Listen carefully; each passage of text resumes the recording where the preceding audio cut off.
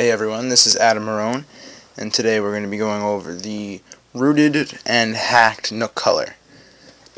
We started off with just a regular Barnes & Noble nookcolor, and we have transformed it into something completely different. So we're going to go ahead and power this on. There we go, and you can see the startup is definitely not the same as it was. And while this is booting up, we may as well look at the hardware side of things. It's got very good build quality. It's got a matte rubberized back, which gives it a very nice feel to it. It does have a speaker, definitely not the best speaker, but it is a speaker. Behind this nice little latch that says Nook on it, it has a little SD card slot, micro SD card, and you will be needing a micro SD card if you wish to hack this. And by the way, I will be posting a video later on exactly how to hack it.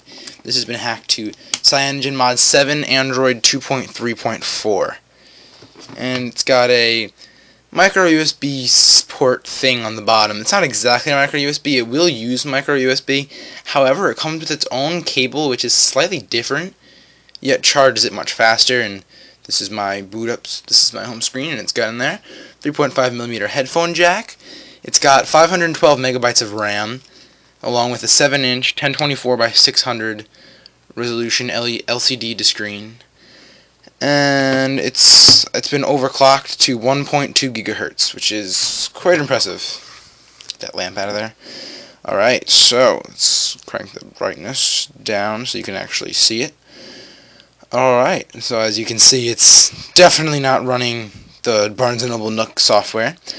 It has everything, including the widgets, which has this very nice options bar whenever you click on anything. Instead of just letting you move it around, you could just press and hold on something and it'll give you options along with letting you move at your will and whatnot. So yes, it doesn't have a sliding bar like most of the Androids do, you know, the lock screen. It does have that cool turning off feature. Power button is on the side, by the way, and rockers are on the other side.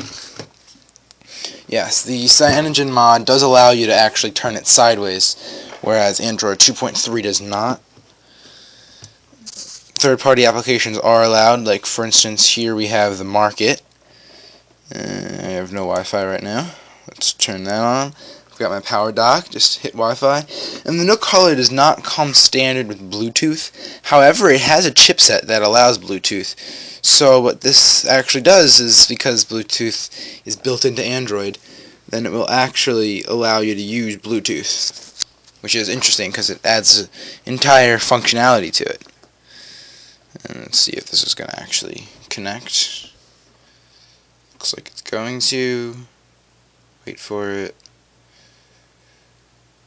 Good, we got it. Alright, so as you can see in the Market, I have the standard Android Market, but you can download an APK for the new Market, which is not out yet.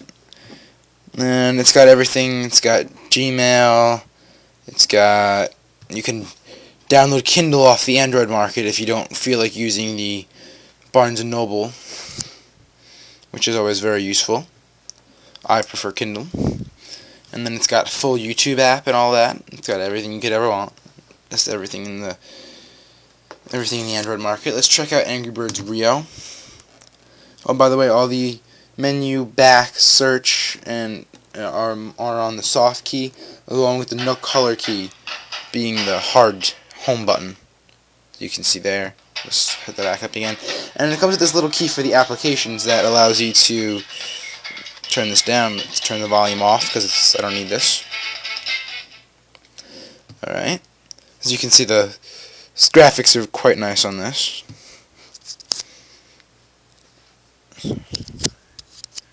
Just to give you a bit of a speed test there. Pretty fast. There's definitely no lag there. And there's certainly no lag in between screens. Very smooth. I guess let's pop up the browser and look at that. Standard Android browser, but since there's the Market, you could download anything, including Dolphin browser or Opera, whatever makes you happy. These lines coming across the screen are just because this camera is not all that great. So let's go to go, Nook color. Yeah, let's go to Nook. As you can see, it's pretty fast. The pinch to zoom works fairly well because it is a multi-touch capacitive screen, and scrolling is fast. And it actually, interestingly, since I guess this is a mobile phone platform, it will, when you load up a site that has a mobile site option, it will go to the mobile site instead of the site itself. Like this is CNN mobile site, which is interesting. So pinch to zoom won't work on this. So browser speed is very good. Let's run a quadrant standard test just to check. Oh, and this is an interesting thing. You have the main bar here. I have settings, app draw, and browser. But if you actually flick up on it, it allows you to bring up a secondary app draw, which you can put as many apps as you want into it. So let's check out quadrant standard and do a quick speed test on full benchmark. This is running at 1.2 gigahertz.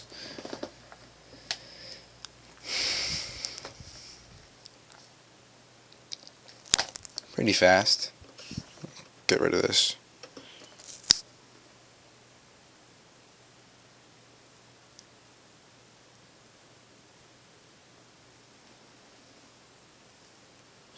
You can kind of see the sponges on the screen, and you can see the reflections too. It's not exactly the best quality screen out there.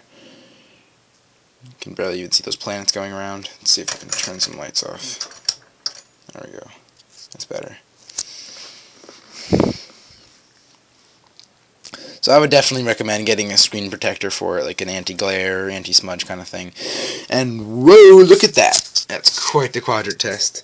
Let's see if this will focus in. Doesn't look like it's happening, but it says 2,366, which is quite large. It's much bigger than all of the other ones there, so it's definitely not lacking on speed. Because with a half gig and a 1.2 gigahertz processor, A8 core, it's quite snappy. And yeah, there you go. It's got a music player and everything.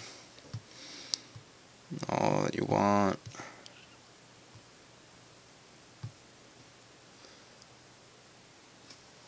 The speaker's not awful, it's just not that great. But yeah, it comes with 8 gigabytes already in it.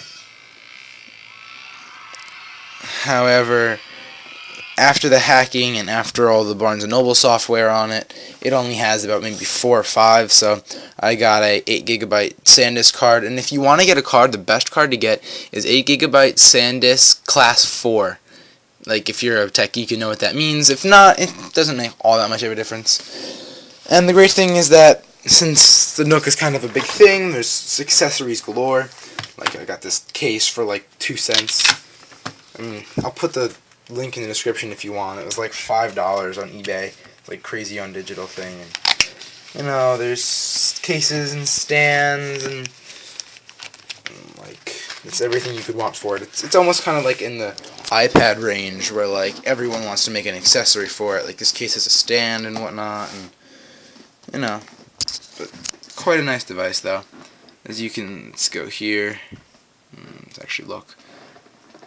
The sideways keyboard is not exactly the biggest, but it is kind of large. And of course, if you don't like the standard keyboard, because this is an Android device and it has the Android market, you can choose whichever keyboard makes you happy. Like this is a bit bigger of a keyboard, and so you know that's always a good thing.